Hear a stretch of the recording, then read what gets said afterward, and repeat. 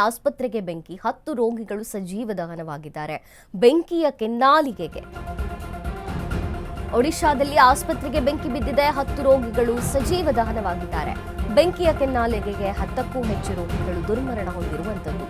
ಒಡಿಶಾದ ಕಟಕ್ ಮೆಡಿಕಲ್ ಕಾಲೇಜ್ನಲ್ಲಿ ಅಗ್ನಿ ಅವಘಡ ಸಂಭವಿಸಿದೆ.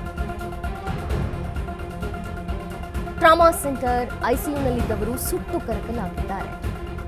ಅವಘಡದಲ್ಲಿ ರೋಗಿಗಳು, ಸಿಬ್ಬಂದಿಗೆ ಗಂಭೀರ ಗಾಯಗಳಾಗಿದೆ. ಶಾರ್ಟ್ ಸರ್ಕ್ಯೂಟ್ನಿಂದ ಬೆಂಕಿ ಹೊತ್ತಿಸಿಕೊಂಡಿರುವಂತಹ ಶಂಕೆ ಉಂಟಾಗ್ತಿದೆ. ಆಸ್ಪತ್ರೆಗೆ ಮುಖ್ಯಮಂತ್ರಿ ಮೋಹನ್ ಚರಣ್ ಮಾಜಿ ಭೇಟಿಯನ್ನು ನೀಡಿರುವಂಥದ್ದು. ನ್ಯಾಯಾಂಗ ತನಿಖೆಗೆ ಆದೇಶಿಸಿ ಒಡಿಶಾ ಸಿಎಂ ಮೋಹನ್ ಹೇಳಿರುವಂಥದ್ದು. ಮೃತ ಕುಟುಂಬಕ್ಕೆ 25 ಲಕ್ಷ ಪರಿಹಾರವನ್ನು ಘೋಷಣೆ ಮಾಡಿದ್ದಾರೆ. ಬೆಂಕಿ ನಂದಿಸೋಕೆ ಅಗ್ನಿಶಾಮಕ ಸಿಬ್ಬಂದಿ ಹರಸಾಹಸವನ್ನ ಮಾಡಿದ್ರು. ಐಸಿಯುನಲ್ಲಿದ್ದಂಥ 23 ರೋಗಿ ಬೇರೆ ವಾರ್ಡ್ಗಳಿಗೆ ಈಗ ಸ್ಥಳಾಂತರವಾಗಿದೆ.